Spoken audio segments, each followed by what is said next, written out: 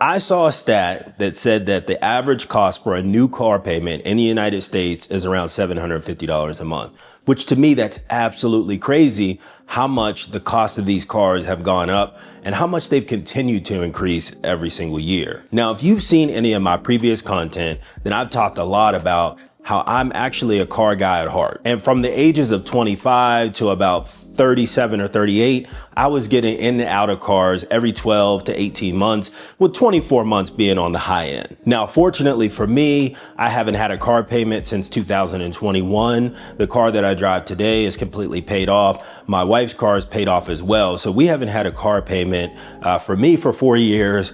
For her, it's been right around 3 years. But every now and then I get the itch to want to go out and get a new car. Now, when I say a new car, it's used cars. I've only owned one brand new car in my life. But what I typically do is I like to buy cars that are around 2 to 4 years old. And that way, the biggest hit on depreciation has already occurred by the time I buy it. Now, of course, it's still a depreciating asset, and the value of that vehicle is going to continue to decrease as I continue to drive it. But for the most part, the largest hit percentage-wise of the depreciation has already occurred by the time I got the car. But I was sitting there, I was having a conversation the other night with my wife, and I was telling her, like, I'm thinking about selling my car and going out and getting a different car. And every time that thought enters my mind, something happens that kind of just jolts me back to reality and reminds me why it's probably not a good idea for me to have a car payment right now, even though I could afford it.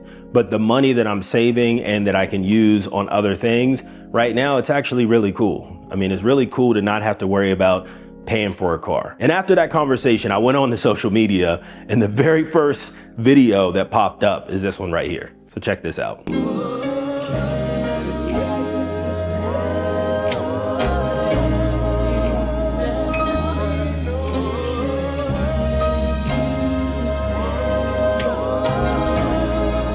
And that's crazy because I had literally just saw that the average cost for a new car in the US is $750. And then of course that video pops up in my algorithm on TikTok, which was completely crazy.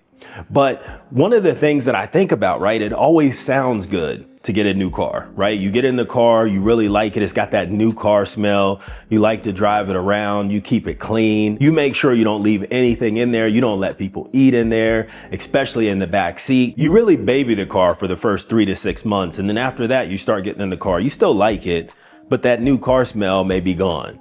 Right? You may now have stopped people from eating, at least in the front seat. You may leave some things in the back seat that you would have never left there before. You may not take it to the car wash as much as you used to. You understand where I'm getting at with this, right? Because it's always nice at first when you get that new car, but after you've had it for a while and some of that newness is kind of just worn off a little bit, it just becomes like every other vehicle that you've owned in the past. And the next video that popped up as I was kind of scrolling in my algorithm was this video right here. So let's check this one out. Don't ever go get no BMW ever in life. Stay off. If they telling you that's the only thing they have to offer at the moment, just wait to get your car. Literally, it's gonna have you at the shop every month, and I'm not capping y'all. Every month, do not get no BMW ever, ever, ever. Now that was another video that showed up in my algorithm, right? And I know that sometimes we get these conspiracy theories about our devices listening to us. I don't know. But in the past, I've generally purchased, Beamers or Mercedes and things of that nature. And then of course, that video pops up in my algorithm as I'm thinking about, hey, maybe I should just trade my car or sell my car and go get a different car. I don't know. It might be telling me something, but she's right.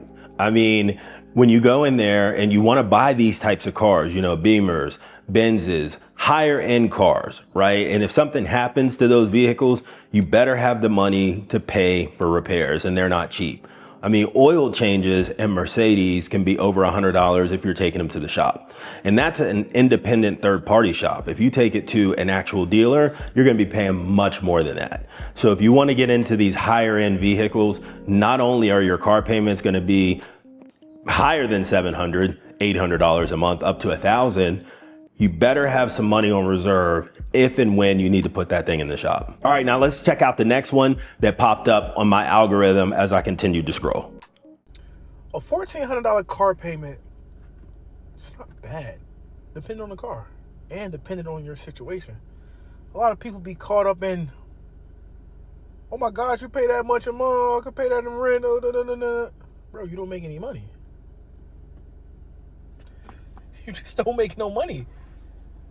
If you want a nice car, nice car, Corvette, Hellcat, whatever, Benz, what you think the payment gonna be?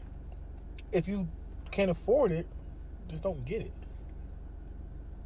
That's where the disconnect is. People make $2,500 a month and got a $1,400 car payment, then that's a little different. But if you make $8,000 and above, get the car you want. Just not making any sense. Stop pocket watching. Afford what you can afford. Now, on the front end, I mean, he does have a point, right? If you're making $2,500 a month or $4,000 a month, I mean, to me, it's crazy to go out there and get a $1,400 a month car payment. I mean, I remember when I got my first job that I made over 6 figures a year in, and I would never even consider going over $1,000 a month for a car payment. Now, that isn't to say that if somebody wants to go out and they want to spend $1,500, $2,000 a month on a car payment, that's completely fine. But the only question that I would have is if you're paying that much every single month for a car payment, are you at least investing that much in your future, whether that be into your 401k, a brokerage account, a business, real estate, something to actually help enrich yourself in the future? Because if you're not doing that, you might be driving in a very nice car today, but are you jeopardizing your future to be able to do that? He talked about pocket watching in the video. And I'm definitely not trying to pocket watch anybody, but on my channel, I actually talk about the small things that you can do to help you actually reach your financial goals. And if you're not making, $15,000, $20,000 a month, having a $1,500 a month car payment to me is crazy. If you're making, $7,000, $8,000 a month and you want to spend $1,500 of that on a car, that's on you. But the real question is, are you jeopardizing your future just so you can ride around in a car today? And then here on this video right here, this one actually that showed up on my algorithm was a little bit more sensible. I mean, it's still a car payment, and I know a lot of people are against car payments. I'm not necessarily against car payments. I'm generally against car payments that are 15, 20, 25, and even higher percent of your monthly take-home pay. So let's go ahead and check this one out. Dinar, what's your car payment and what car do you have? My car payment is $700 and I drive a CLA. Okay. All right, Chris, what's your car payment and what do you drive? 0, and I drive a Samurai Spider. Okay. What's your car payment, Walter? $371. Whoa, and what do you drive? Toyota Tacoma. Nice. Hey, Danny, what's your car payment and what do you drive? I drive a Mercedes-Benz SL, and I pay $1,200 a month for it. Oh shit, okay. Tammy, what's your car payment and what do you drive? I don't drive. I'm a passenger princess. She's a passenger princess. Evan, what's your car payment and what do you drive? EQE, $400. Ooh, for the low. Hey, Kevin, what's your car payment and what do you drive? I have EQE 350, and my car payment is around $600. Okay. Hey, Christian, what's your car payment and what do you drive? $300, a Nissan Versa. Okay. Hey, Andy, what's your car payment and what do you drive? I have a few cars and I don't pay the payment. Paid them off. Yeah. Hey Diego, what's your car payment and what do you drive? I drive a Honda Accord. It's like $450 a month. So a lot of the car payments in that video were a little bit more reasonable. You had a couple of outliers on there. But again, I'm not against having a car payment or people going out and buying cars. I mean, you can do whatever you want. Again, on this channel, I talk about making good financial decisions that'll benefit you in the long run. Because I was in a situation, like I had previously mentioned, from the ages of around 25 until I was about 37 or 38, I had a car payment.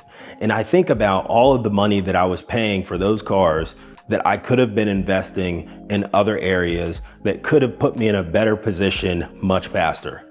Now, will I get a different car in the future? Probably, right? But the main thing about it is are you jeopardizing your future to drive something today that you can barely afford? All right, so what do you guys think? Leave a comment down below and let me know what you think.